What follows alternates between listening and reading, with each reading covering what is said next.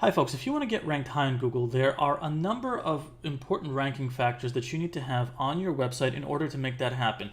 In reality, Google has a bunch of different ranking factors, maybe hundreds of different ones that it uses when it checks on your website to decide how high it wants to rank it.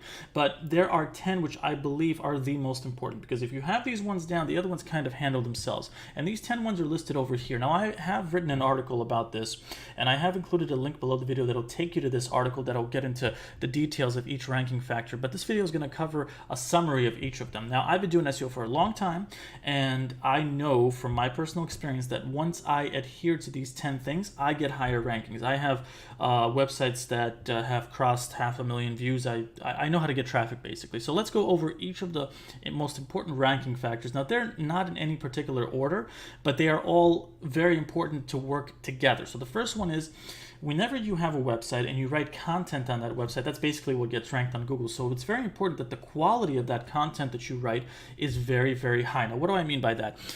The best way that I can explain it is that, let's say that you're reviewing a product that you're aiming to promote or just inform people about. The difference between a bad quality article is that, and a good quality article is that the bad one is basically going to talk about, oh, this is great, I tried it, it works, buy it now. That doesn't really get into much detailed information. A good quality article on the same subject will probably go into the personal experiences that you had with the product that you're reviewing, the history about it, maybe covering other reviews, just getting into very important details. The more descriptive you are, the more you share your personal information about that particular product that you were trying, the higher the quality is going to be. And in my personal opinion, quality content is probably one of the most important ranking factors when it comes to ranking on Google.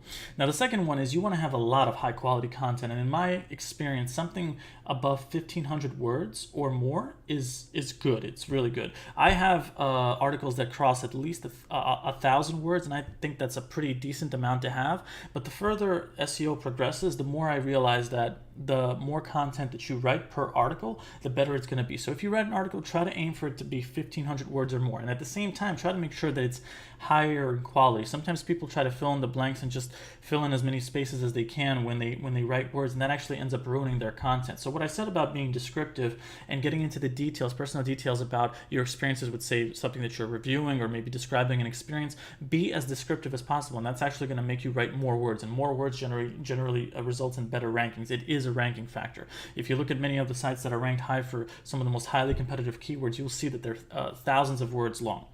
Next is, you want to target low competition keywords, and you also want to include the keyword within the title of the post. Okay, and you also want to make it a very nice looking title. And it's very important to understand that if you want to get ranked high on Google, you have to chase low competition keywords. There's no other way around it. You try to rank for something like how to lose weight, you're probably never going to rank on the first page for that in a million years. It's just not going to happen. Now, if you try to rank for something like how to lose weight while eating more, or how to lose weight while eating junk food, for example, that is more of a low competition keyword because it's extended. It's a longer word. And generally, the longer the word is, the lower the competition is. And you also want to make the title of your article include the keyword that you're targeting. So, if, for example, in my particular case, I'm targeting something like Google Ranking Factors checklist or something. And as you can see, those aren't the only words that I'm targeting. I'm also including other things that are dressing up the title. And the reason why that's so important is because when you publish new content and Google finds it, crawls it, indexes it, it's actually going to toss that on the first page for a very brief period to see how people, potential readers, will react to it. And the better your title is, the more clicks your article will get, and that will actually improve ranking.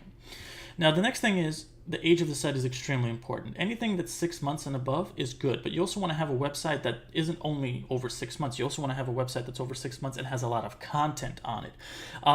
What happens is that any site that's under 6 months old will usually be in what's known as the Google sandbox, where basically Google runs your website through like this testing period where it will not let any of the content that you create rank high until after 6 months pass. And it's very important to understand that this is normal for every site to bypass, to go through rather, and the more you write content and the more you wait this period out, the better it's going to be. But any site that passes the age of 6 months is also a ranking factor, because if Google sees that your website is over 6 months old, they will generally rank the posts that you create much higher.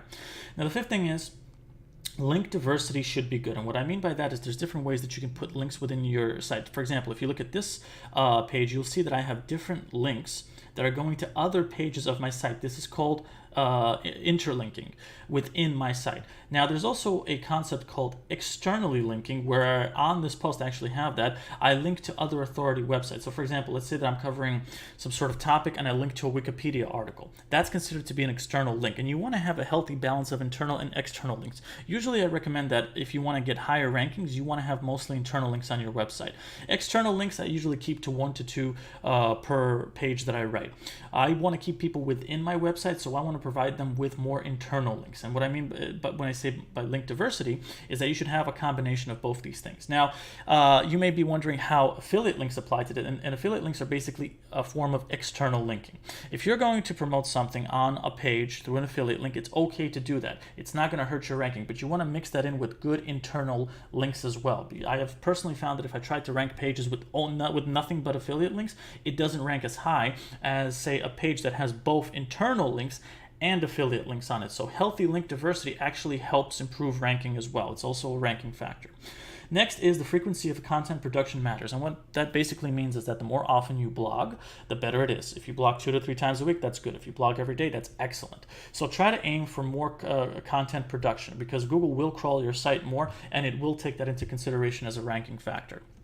Next is the date of the content matters. Now, what I've found recently, and I've been testing this out with the help of an SEO expert who's been telling me about these things, is I have a website that has over 900 articles, and that website has gotten over 500,000 views since it started. And what I've noticed is that the very first articles that I wrote when I started the site was like 2013, 2014. Those articles stopped ranking very well. And one of the reasons they stopped ranking well was because the date of those articles was very low. And what happened was the subject that those articles were written about, there were other websites that were talking about the same subject that were more updated, so Google actually gave it more weight. So what I did was that I took those old articles, I improved upon them, I optimized them, gave them better content, more interlinks, all that sort of stuff, and I updated the date of that. Okay, so if something that was like written in 2013, I updated that article and I updated that date to 2019. And what I found is that this actually does help improve ranking, because then Google recrawls your site, sees that there's an updated date, sees that it's updated content, and it treats that as a positive ranking factor, okay? So make sure you update your old content, but also make sure to optimize it as well, because if Google crawls it and sees that you just changed the date but not the content, it will give it a higher ranking, okay? Now, next, user interaction on the site matters a lot. Now, what that means is that if you have a page that has comments on it, that people are browsing the website and reading it for a long time, that they're sharing it with their friends, these are all indications of high interest and user interaction on your site. And the more of that goes on in your pages and on your site in general, the more it tells Google that you have a very high quality website. Now, one of the things that I recommend when it comes to doing this is that you should tell people to comment, ask them their thoughts on it, talk to people, write your content as though you're talking to people one-on-one. That is a very important tip. And usually controversial subjects are also very good for that, because people are going to want to engage with your website and read what you have to write, comment on what you write, create dialogue, talk to people, ask them questions and their thoughts about things, and you will encourage more user interaction on the site, and that will be treated as a ranking factor. I have personally seen with my sites on more than one occasion that comments that people left on my page were ranking for high competition keywords. I kid you not. So comments are very important. Next, secure and mobile sites are now the norm. Now, what that means is that if you look at my website that I linked below this video, you'll see that it says HTTP and there's an S on the end. That S means the site is secure. Pretty much any Google search you do for any competitive keyword nowadays will result in you seeing websites that all have HTTPS on it. And this is basically the new norm. You have to have a secure website. One of the ways to do that is to get what's known as SSL hosting for your website. Now, the article that I have over here will actually lead you to a very cost-efficient program that helps set up SSL for you very quickly. Usually it's a very annoying process that costs like $50 a month, but the service that's going to be talked about in this article is actually a lot cheaper, and it's a lot easier to set up. And also, having a mobile site is also the norm. And what that means is that your website should be very easily visible and easy to navigate on a mobile device, such as a tablet, a phone, and all that kind of stuff. And what that basically means is that if you have a website, just make sure that the theme or the template you have installed is mobile friendly. And if you go to Google and you do something, a search for mobile friendly test, you can enter the URL into that search, and it'll tell you if it is mobile friendly or not. And if it is, that's going to help a lot. And finally, bounce rates are also important. And I don't want to get into too many details about bounce rates, but it's actually sort of like user interaction on the site. And what that means is that the lower your bounce rate is, the more it means that people who come to your site, the more they interact with the site, the less that they leave. In other words, the more people come to your site and leave, the higher the bounce rate. And the higher the bounce rate, the more it tells Google that your site isn't that interesting to people.